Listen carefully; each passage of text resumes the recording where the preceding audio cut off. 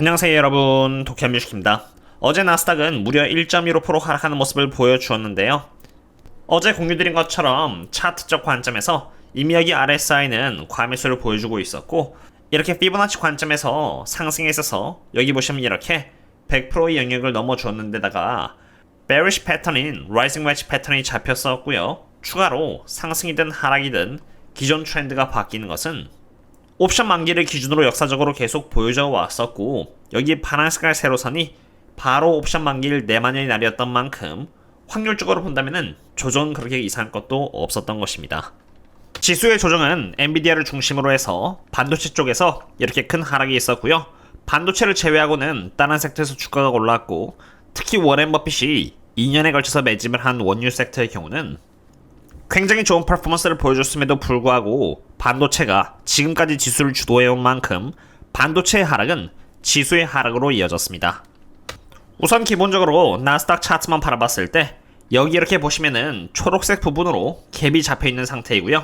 이 갭은 매물대가 없는 곳으로 한번 진입하게 되면은 지지가 될 수 있는 매물대가 없기 때문에 하락하면서 쉽게 메꿔질 수 있다는 부분은 리스크로서 인지할 필요가 있다고 보고 있고요. 그리고 엔비디아의 경우는 120달러의 지지선이 무너지면서 이제 118달러까지 오게 된 상태입니다.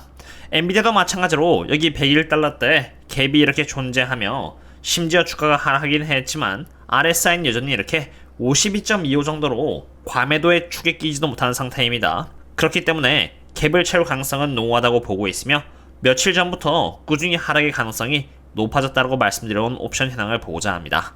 우선 지난번 2회 영상에 걸쳐서 분석드렸듯이 6월 21일 옵션 만기일 이전까지만 해도 엔비디아 125달러에 잡혀있었던 풋옵션은 무려 150밀리언 개였고요. 이제 옵션의 양이 여기 보시면은 단위부터가 이렇게 10자리로 대폭 줄어들었던 것과 같이 더 이상 125달러는 제대로 된 지지선 역할을 할 수 없다라고 분석드렸고요. 그에 따라서 지금 주가는 118달러까지 밀려버린 상태입니다. 물론 지금 풋옵션인 여기 노란 색깔이 120달러대에 형성되어 있기 때문에 이 풋옵션이 지지선 역할을 해주면서 주가를 120달러 이상으로 끌어올릴 수 있습니다만, 이러한 저항성 또한 지난주 대비해서는 그렇게 높은 편은 아니며 지지선은 확실히 지난주에 비해 약해진 상태입니다. 조금 더 옵션에 대해서 자세히 보겠는데요. 지금 엔비디아에 잡힌 implied volatility는 어느새 여기 보시는 것처럼 이렇게 55를 갱신하고 있습니다. implied volatility가 높아진다는 것은 옵션을 거래하는 프리미엄이 높아지고 있다는 것을 의미하는데요. 옵션을 사는데 프리미엄이 높아지면은 옵션에 대한 수요가 떨어지고, 사실 엔비디아는 콜옵션과 함께 주가가 큰 폭으로 상승을 해온 만큼 옵션에서의 수요가 떨어지면은 주가는 상승할 수 있는 원동력이 떨어진다고 보시면 됩니다. 바로 그러한 이유에서 implied volatility를 의미하는 여기 주황색과 이 초록 색깔이 이렇게 올라갈 때마다 이렇게 조정이 있었다는 것을 매번 볼 수 있고요. 마찬가지로 지금도 이렇게 조정이 오고 있는 상태인 것입니다. 물론 여기서 implied volatility의 상승이 어디쯤에서 멈출진 저도 모르지만 일반적으로 여기 이렇게 보시면은 최소 60대 멈췄다는 것을 볼 수 있고요. 옛날에는 갬마 스퀴즈라고 있었는데 보시면 이렇게 콜옵션들의 물량이 확실히 줄었기 때문에 갬마 스퀴즈는 없는 것이고요. 오히려 반대로 조정이 오고 있으며 implied volatility가 60까지 올라가는 과정에서 콜옵션을 매수할 만한 수요는 더 줄어들 것이기 때문에 더 하락할 가능성이 농후하다고 보고 있습니다. 지금까지는 엔비디아가 왜 떨어진지를 봤는데요. 오히려 제 생각에는 이제 돈의 흐름은 점점 테크 쪽에서 바뀌어가고 있는 상황이라고 생각이 됩니다. 여기 이 차트는 테크주와 에너지주의 상관관계를 보여주는 차트인데요. 여기서 테크주는 파란색이고 에너지 섹터의 경우는 주황색으로 테크 섹터와 에너지 섹터가 서로 반대의 상관계를 갖고 있음을 볼 수가 있습니다. 다시 말해서 테크 섹터가 이렇게 올라가면은 반대로 에너지 섹터는 이렇게 조정을 받고요. 테크 섹터가 이렇게 하락을 하면은 에너지 섹터는 상승을 한다는 것인데요. 방금까지 테크 섹터가 하락한 이유에 대해서 설명을 드렸지만, 여기서 엎친 데 덮친 격으로 시장 내에서의 유동성까지도 지금은 떨어지고 있다는 것입니다. 저는 저희 멤버십분들 상으로 미리 6월 23일날 유동성이 떨어지고 있으며 유동성이 가장 민감한 자산인 비트코인이 이러한 흐름의 영향을 받을 것이고, 비트코인과 나스닥 그리고 엔비디아는 동일한 패턴의 흐름을 보여주고 있기 때문에 마찬가지로 영향을 받을 것이라고 이렇게 텔레그램과 네이버 프리미엄 컨텐츠 그리고 그 외에 페이트리온 등에다가 분석을 드렸는데요. 가장 먼저 진한 파란 색깔이 바로 유동성을 의미하는 부분이고 하늘색이 S&P 500이며 검정 색깔이 비트코인인데 이 세 개의 지표의 상관관계를 보시면은 유동성이 상승을 할 때는 유동성이 가장 민감한 지표인 검은 색깔인 비트코인이 가장 가파르게 올라왔고요. 그 뒤를 S&P 500이 뒤따르는 것을 볼 수가 있습니다. 최근 흐름은 유동성이 이렇게 점점 빠지기 시작하면서 유동성에 제일 민감한 비트코인이 하락을 하고 있고요. S&P 500은 그나마 버텨주고 있는 상태인데 유동성이 계속 빠지는 흐름을 유지한다면은 S&P 500 또한 머지않아 조정을 받을 가능성이 커 보인다라고 분석을 드렸고 실제로 지난 이틀 동안 계속 조금씩 빠지고 있는 상태입니다. 그럼 이제 앞으로의 유동성 향방이 중요한데 앞으로의 추세를 보기 위해서 S&P 500의 Average Bid Ask Spread의 항목을 보겠는데요. 여기 보시면 이렇게 X축에 굉장히 많은 파동이 잡혔다는 것을 볼 수 있는데 바로 이게 제가 추가한 Average Bid Ask Spread입니다.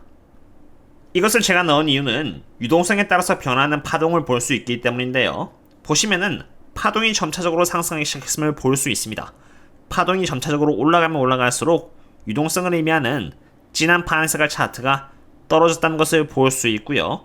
파동이 가라앉을 때는 반대로 유동성이 상승을 했다는 것을 볼 수 있죠. 그런데 보시면 이미 S&P 500의 Average Bid Ask Spread는 잘 보시면은 격한 반응을 보이기 시작했고요. 이게 흐름상 2022년과 같이 이어진다면은 과거 역사적으로 보여줬듯이 유동성이 앞으로 추가로 더 하락함에 따라서 어느 정도의 조정은 따라올 가능성이 높다는 것입니다. 그렇다면은 이런 질문이 나올 수도 있습니다. 만약 유동성이 떨어진다면은 시장 전체가 하락할 수 있는 거 아닌가라고 말이죠. 그 말도 충분히 일리가 있지만 유동성이 떨어질 때 가장 크게 영향을 주는 것은 시장에게 있어서 가장 큰 비중을 차지하고 있는 섹터가 가장 큰 피해를 입기 마련입니다. 뭐냐면 유동성의 상승에 따라서 비트코인이나 테크주에 돈이 들어갔으니 유동성이 떨어질 때는 당연히 마찬가지로 유동성의 수혜주인 비트코인과 테크주가 빠지는 것이 맞는 것입니다. 시장을 구성하는 데 있어서 테크주가 가장 큰 비중을 차지하고 있다면 테크주에서 가장 크게 조정이 오는 것이 맞는 것이고 시장을 구성하는 데 있어서 에너지 섹터가 여기 이렇게 보시는 것처럼 가장 저평가를 받고 있다는 것은 돈이 그만큼 들어가지 않다는 것을 의미하는 것이기 때문에 가장 피해를 덜 받거나 피해받을 것이 없을 수도 있음을 의미하는 것입니다. 오히려 테크주에 과하게 들어가 있었던 돈이 가장 저평가인 에너지 섹터로 들어가면서 수혜를 받을 가능성 또한 충분히 있다고 봅니다. 저희 멤버십 분들께 매번 공유드리고 있는 주도주 섹터 로테이션 현황을 한번 보겠는데요.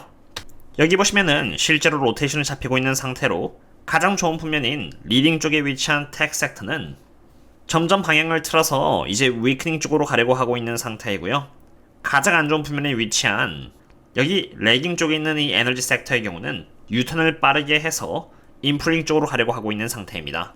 참고로 워렌 버핏이 옥센트럴 상으로 대응을 했던 곳이 바로 여기 레깅 쪽이고요.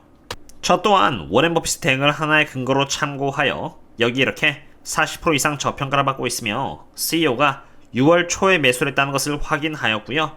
배당률을 29% 늘려서 펀더멘털이 개선되고 있는 기업을 대상으로 추미한 내역 등을 여기 저희 멤버십 분들께 있는 그대로 공유를 드렸고요. 이제는 상승을 앞두고 있는 상태입니다. 참고로 저는 매일 저희 멤버십 분들 상으로 그날의 시황과 원유 관련 분석 그리고 제가 개인적으로 투자하고 있는 기업에 대한 분석과 팔로우업은 물론이고 테슬라에 대한 리서치 또한 매일 공유드리고 있는데요. 여기 개별 기업 카테고리에 들어가서 보시면은 제가 어떤 기업을 꾸준히 매집하고 있는지를 볼 수 있기 때문에 혹시라도 저희들과 함께 안정적으로 빌드업을 하시면서 투자를 이어나가고 싶으시다면은 여기처럼 고정 댓글을 참고 바랍니다.